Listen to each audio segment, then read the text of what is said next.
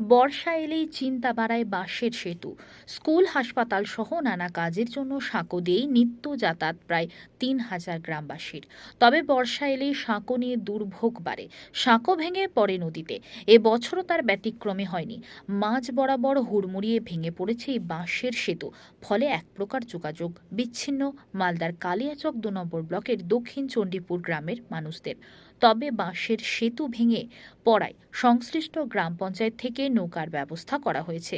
প্রাণ ঝুঁকি জেনেও ভরা বর্ষায় ভাগীরথী নদী দিয়ে নৌকো করে যাতায়াত করছেন গ্রামবাসীরা। প্রয়োজনীয় কাজে গ্রামবাসীরা নৌকা করে পারাপার করলেও ছোট ছোট পড়ুয়ারা নৌকা করে স্কুলে যেতে ভয় পাচ্ছেন।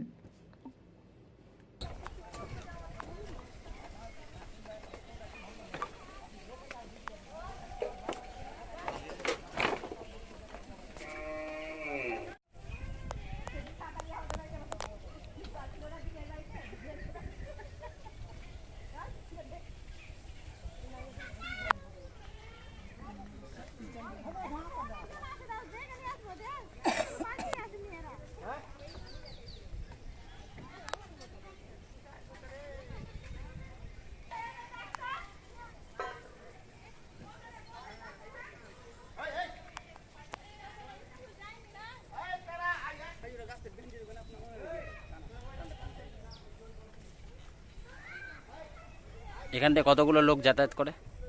মোটামুটি দিনে তো 1000 খানেক করে।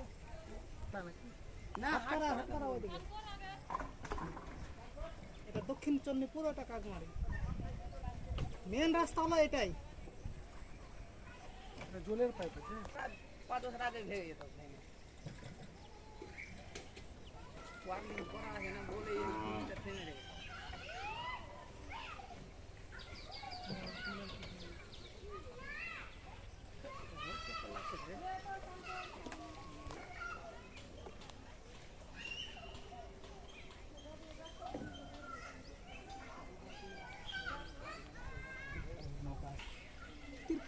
তো মুখাটিও তো কিছুদিন আগে এসেছিল, বছর 2 বছর হলো, 2-4 দিন থাকলো, মাটি পরীক্ষাটা ঠিক করে আর সব টাকা চলে গেল।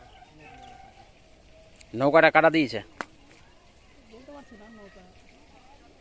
নৌকাটা আনতে দল বুঝি কোন অঞ্চল পড়ে?